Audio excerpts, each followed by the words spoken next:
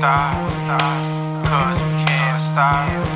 Hear the sound of my money machine. See my brand new Benz, watch the chrome rims gleam. The agent investors have found a home of your dreams. Investing in real estate will have you rolling in green.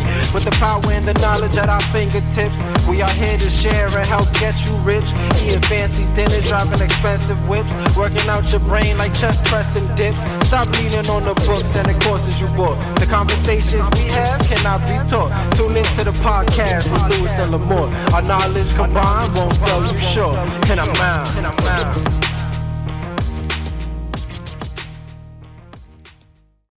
And welcome to another episode of The Agent Investor. I'm your host, Michael Lamore, alongside my podcast partner, Luis Fernandez. Luis, how are we doing? Great. How are you? Doing great. Doing awesome. Another fun day to do a podcast. Absolutely. Been fun so far.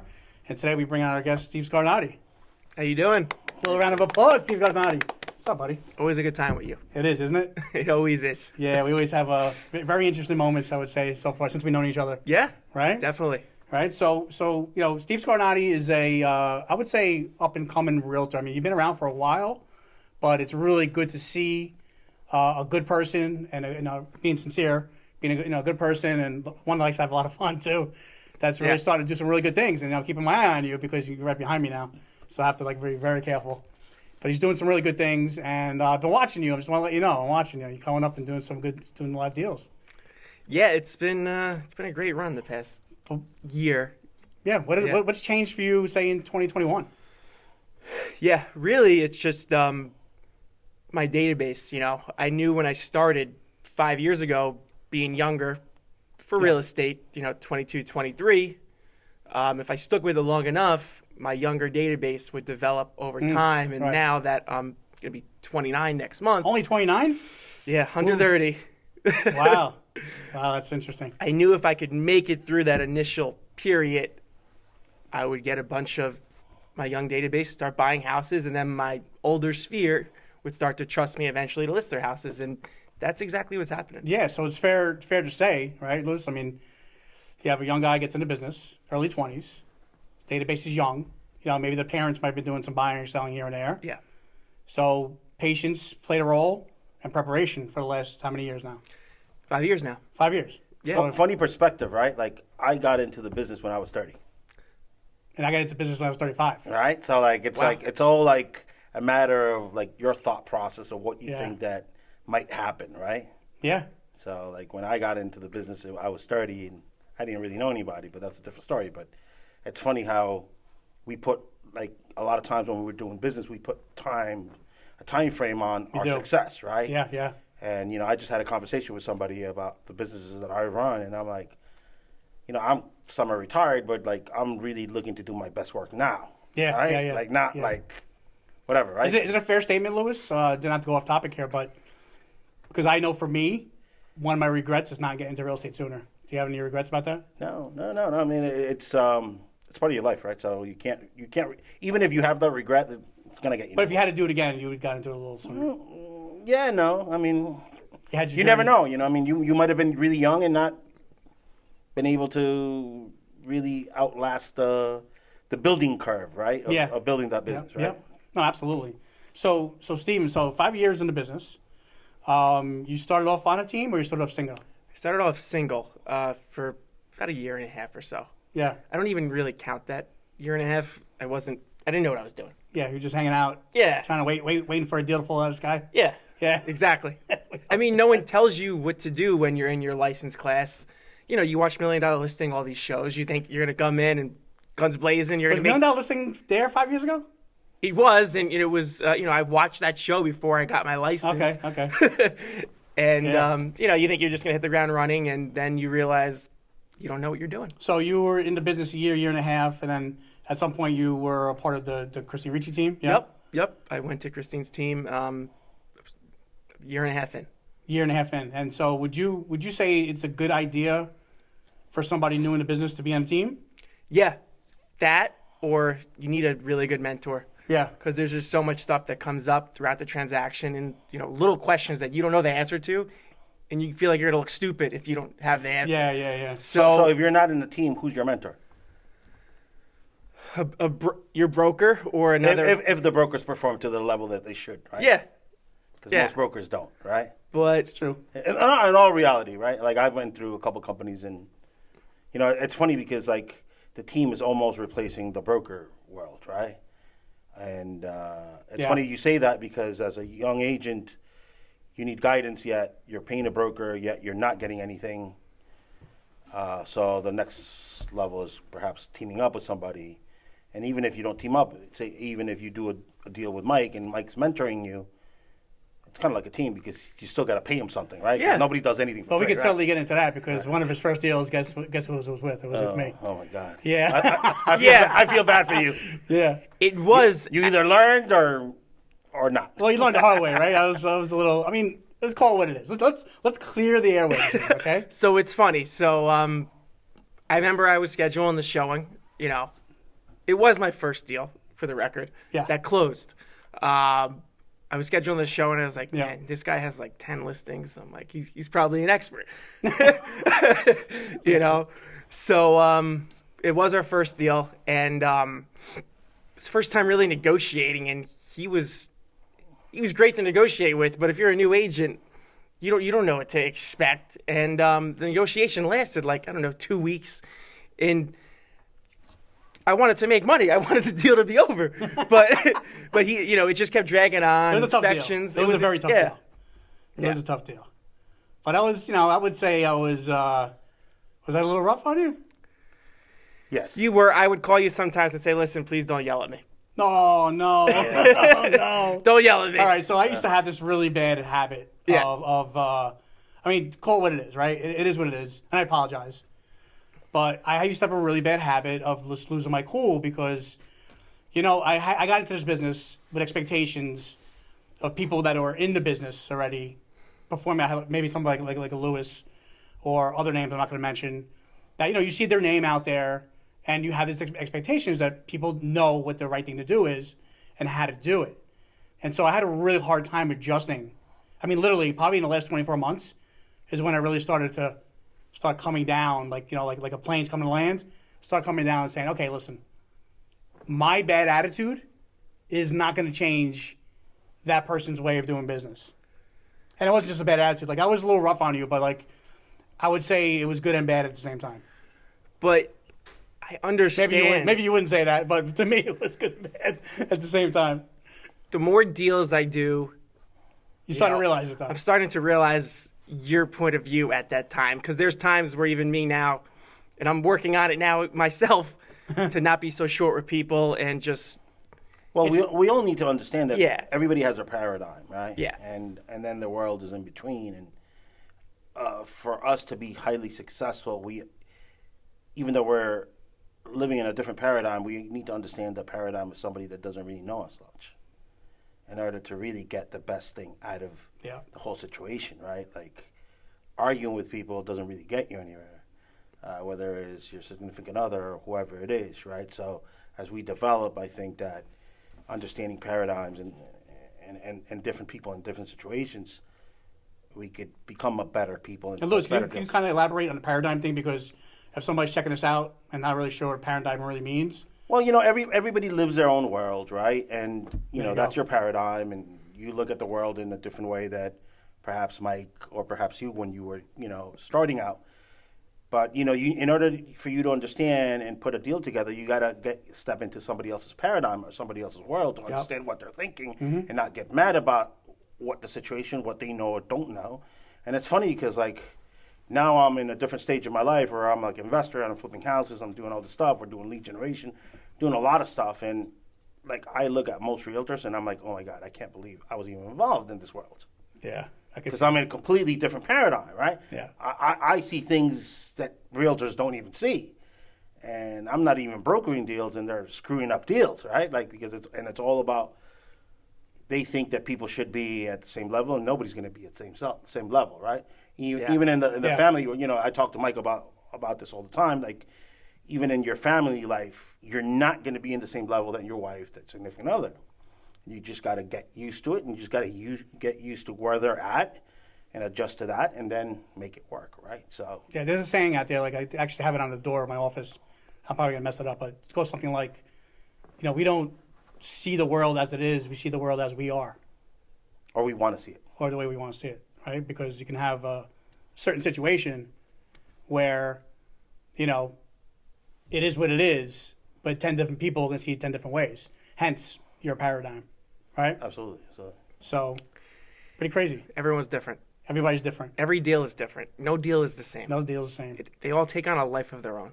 Yeah. And for the people, you know, at home that are Yeah. not in the business, it's really not as easy as it may look. Not at all. You know, and why is it not easy?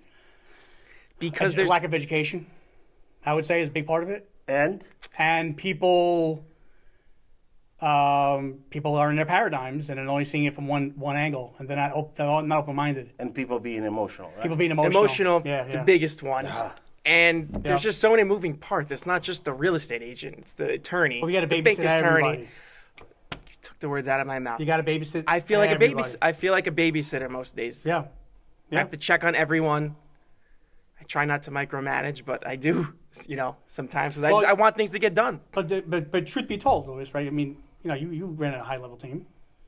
For a deal to go completely smooth from your paradigm, you have to babysit everybody, because then that's the only way you know everything is getting done. Unless you set expectations from the beginning, right? Yeah. So when I ran the team, we set expectations from the beginning, right? Like, Steve, you want to deal with me before we put the deal together? Within 48 hours, you're going to do your inspection, right? You break that, there's a repercussion. So basically, what you're doing is you're basically solving a problem before it becomes a problem. Yeah, and we're talking about being proactive Right. versus reactive, Right, right? exactly. So everything had a flow, right? And if Yeah. it didn't meet that flow, then we were able to say, listen, you know what? You're not performing. We agreed to this and whatever, right? But it's all the systems and models that I talk to Mike all the time about. Systems and models will allow you to do business at a high level Yeah. without emotions and without people. And it's challenging. It's extremely challenging. Yeah, I mean, we're problem solvers. Problem solvers, but as problem solvers, you have a hard time solving your own problems, but you're better solving somebody else's problems. I think. Because I'm that way. Yeah, but you shouldn't, you know, we talk about being proactive versus reactive all the time, right?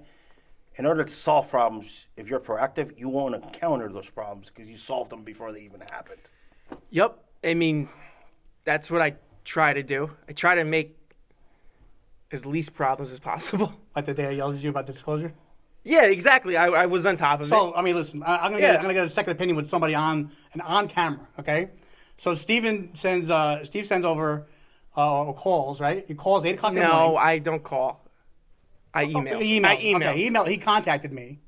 Emailed. 8 o'clock in the morning. It's a Monday after a holiday about a disclosure. And I actually wound up filming it, and then I put it on social media, whatever, the conversation. But I'm like, listen, I go, listen, all kidding aside, I go, save your disclosure stuff like a Wednesday afternoon or something like that. I said, because people are busy first thing in the morning, whether they're working out, they're going to the gym, they're doing their lead generation, if that's what you should be doing first thing in the morning. Like you know, to send a disclosure that is really, no disrespect to the laws, but a lot of them are irrelevant and nobody's looking at them, and they can wait till later on in the day. Because if you start sending disclosures 8 o'clock in the morning, you're going to have to follow up later on in the day. So you're basically giving yourself double work. Yeah, no? Well, if you don't know what you don't know, then you don't know, right? So. Oh, you know? No, but it comes down, I'll tell you, I see the biggest issue, and I know a lot of people are going to crucify me for this, right? I see a lot of brokers not giving the right training to their own people. I agree 1,000%. Especially the younger generations, right? Yeah. The newbies, like they don't know what they don't know, and they'll never know because their broker doesn't really do anything for them. To add to that, what I'm seeing is that nobody teaches the art of the deal. They teach how to get business. But what about the art of the deal? What is the best way to counter-react with your colleague? And talking about these challenges. You know, maybe that's something that we should be doing more. Well, you know, at least as your own team. Well, you got to understand that there's different positions for different people, right? Even in a professional team of sports, right? And everybody plays a role. Like when I was running my team, at the end, my last year, I wasn't even looking at properties. I was enlisting properties. I was just negotiating deals. Yeah. Because that was the most important part of it, right? So when you're a one-man person and you're young and you're the first year and you're hungry, you're doing everything. Most likely everything you do, you're going to do it wrong because you just don't know. And you don't even know what you're good at. You don't even know if you're good at buyers, sellers, or just being in the back office. So Yeah, it's true. I mean, we can talk about this all day long. I mean, Yeah. really. But let me bring it back because I want to talk about Steve's success right now because it's really cool to watch, especially being his first deal and be mean. But I learned a lot. Learned a lot since then. we learned a lot since then. But what would you say, about being on a team for a period of time? Because obviously you were on a team for a period of time, then you wind up going on your own. Mm-hmm. Which listen, a lot of people do. I always tell people who work with me, always explain to them that this is not a lifetime sentence, and if you feel like you want to go and do the Steve Scarnati team, I'm there to fully support you. Like this is something like I believe in collaboration. Lewis knows that. I think collaborating is a really special thing, and if you can collaborate with the right person, bigger things are going to happen because teams will always outperform individuals. It's just how it is. But for you, so like, what would you say like to somebody that's brand new, getting into the business, getting licensed? Why should they be on a team? or not. Or not? Yeah. No, I think they should be on a team because a team's going to give you structure. You need to follow a schedule when you first get into the business. Treat it like a job? Yes. A team, you will treat it like a job. The team is where I learned, I don't do it so much anymore or really at all, but how to cold call, how to door knock. And it sounds silly, like, how Yeah. to door knock, but there's certain things. When we say teach how to door knock, it's not how to knock on the door. It's what to say when somebody answers the door, right? Exactly, that's another point. So that's where I learned scripts. You learn how to be a real estate agent when you're on a team. Okay. Professional real estate agent. Yeah. Because when you're around other people like yourself, Christine, you see how they do things at a different level, Yeah. and you could mimic that. And you could stay in the team, or you go it on your own. I mean, I chose to go it on my own. Yeah. And do you see yourself at some point growing a team, or do you want to kind of keep it small? I'm having fun right now being solo Yeah. and doing my thing. It's working out. Yeah. But it's something I'm starting to educate myself on how do I go about building a team, how do I hire someone? What does it look like? So I'm thinking about it, but for now, I think I'm going to stay solo because I kind of want to see how much I could pull off solo. Yeah. Well, there's usually what? 25 to 50 transactions. I mean, this year Yeah. this That's year right definitely now, this year I'm on pace to do around 50. Yeah, right? I mean, you've already closed about 12 deals. Yeah, you did your homework. I did my homework, yes. Yeah. Yeah, in this market, you could do 25 to 50 transactions. In a Yeah. regular market, you'll probably do 25.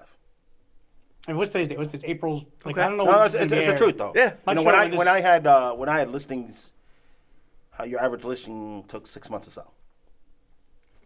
So Right, much completely different. different. Yeah, much no, different. Yeah, completely different. Like, you had to do that thing called work. Follow up. And work. Right, yeah. And work. I kind A of look. buyer would take like 3 months to sell. Yeah. Yeah. I mean, I kind of look forward to when things start to get a little more balanced. We could actually negotiate some deals instead of And all there this would be high. less- Well, actually, less- you less are interest. negotiating right now. You're just doing it backwards. Yeah. If you really think about it, right? Because believe it or not, people, there is an art to negotiating in a market like this. There is an art to it, There is. right? There is. It's a whole different skill. Above asking. Yeah. Yeah, but it is above asking. But there's different an art pressures. to it. You know this. I mean, Lewis, you're a smart guy. No, I know. Yeah, I know. you're like there's it's not just hey, let's just go in at this and that. Like, there's a way that you need to negotiate in a market like this. You just do, and then as the market turns, to your point, Lewis, is that it's going to turn. It's going to take longer for things to sell, and the market's going to weave out some agents, Of course. right? No, Unfortunately, it's funny that I was reading an article that commissions have gone down to like 4% yeah, nationwide, right? Yeah. Yeah. Because anybody will do it for 4%, and you will get over asking, or whether you take nice pictures or not, right? But when the market turns is when you can make your money, right? You charge 6% if you're really good, right? you can. Yeah. Even in this market. Yeah, it's difficult, but Yeah. I mean I've done it, but it's difficult. Sure. But it's much easier just to say, you know what, I'll just take what I can get, go on to the next. Yeah. But is it the best thing to do? Who knows? So how did you do 50 transactions? that's He's on pretty pace cool. for that. You're on pace for- So Yeah, man. what did you do different? Really, it's been consistent with my marketing, actually. I've been marketing all over social media now for past 2.5 years. But like I said earlier, a lot of my younger database is all starting to buy houses. And then also I've tapped into my parents and my family, their older sphere of influence, to get listings. And then anytime I get a listing, I've been really good about getting another deal from that listing, either a buyer or a listing. I'm super organized. I'm really organized. And like if I get a lead that comes in, it goes into my CRM and I'm on it. What are you using? I'm using Command. Okay. Keller Williams. Yep. Yeah. I don't let any opportunity pass by. So it seems like most of your business comes from your sphere, not from marketing. Because you said marketing, kind of contradicting what your sphere is, right? Well, my SOI is on Instagram and Facebook. That's why So I mean, it's- sphere. So you're not influence, by really the way. marketing to anybody outside. You're marketing to your sphere. Yeah. Okay. Yeah. Completely different, right? Yeah.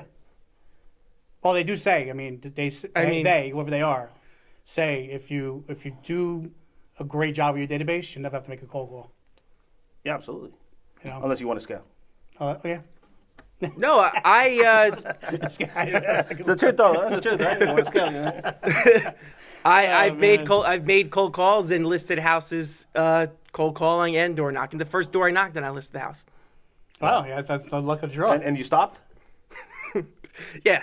Yeah, that sounds like a great idea. Yeah. Let me get a listing. Yeah, and it stop. works. Yeah. Let me not do it again.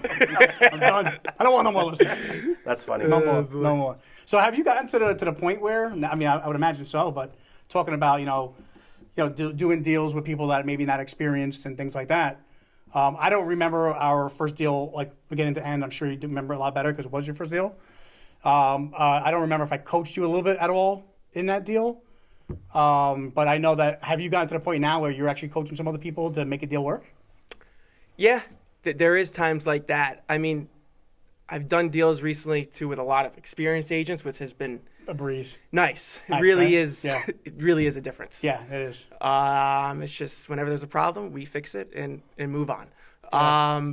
But yeah, I have coached some agents in deals, and I enjoy it. It's Yeah. fun. It means I've grown. Yeah, no, it's good. It's good. It's good to see you grow, and it's good to see you doing good things. And very, very happy to have you on the show today. And we'll do it again because the time went very, very fast. Super cool. So now it's we're going to do a quick little segment called 5 and Out. So we have 5 quick questions, and then we're out of here. Okay, You cool. ready? So first, I'm going to throw you a couple softballs. Favorite movie? Field of Dreams, Really? Ah, baseball, all right. That's good. Good movie. Yeah. It's a good movie. Favorite food? chicken parmesan, Wow, what a gindaloon, huh? Not even pasta. or pizza. Is the chicken palm over pasta or is it Yeah, salad? over pasta. Ah, perfect. That's a beauty. Yeah. That's real beauty. What is the weirdest scar you have, and how did you get it? Jeez, Get no scars? I mean, I have a scar over here because I fell on like cinder blocks when I was a kid. But, That's okay. I mean, I guess that's That's pretty weird. yeah. I thought it was a third eye, but now that I see it's a scar. I got eyes in the back of my head. That's pretty cool. So if you want a free vacation right now, where are you going?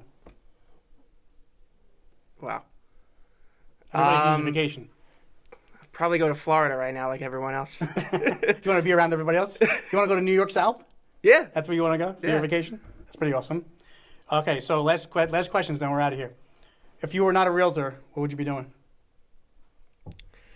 Well, we spoke earlier. When I was a young boy, I wanted to Are you still a young boy? You're 29. You're a young man. debatable. I wanted to be a gardener, but not anymore. I would definitely be doing. Okay. Somebody's gonna find a rake next to the door tomorrow morning. I would definitely be doing something in business, probably in finance. Yeah. Yeah. All right. Cool, man. Well, listen. Thanks for coming on the show. I appreciate you coming on. It was a good. good time. Good stuff, my brother. This Thanks. is another episode of The Agent Investor. Michael Lamore alongside Luis Fernandez, and we'll see you in the next show. Yeah, we won't stop, cause we can't stop. Hear the sound of my money machine. See my brand new Benz, watch the chrome rims gleam. The agent investors have found a home of your dreams. Investing in real estate will have you rolling in green. With the power and the knowledge at our fingertips, we are here to share and help get you rich. Eating fancy dinner, driving expensive whips, working out your brain like chest pressing dips. Stop leaning on the books and the courses you bought. The conversations we have cannot be taught. Tune into the podcast with Lewis and Lamore. Our knowledge combined won't sell you short. And I'm out.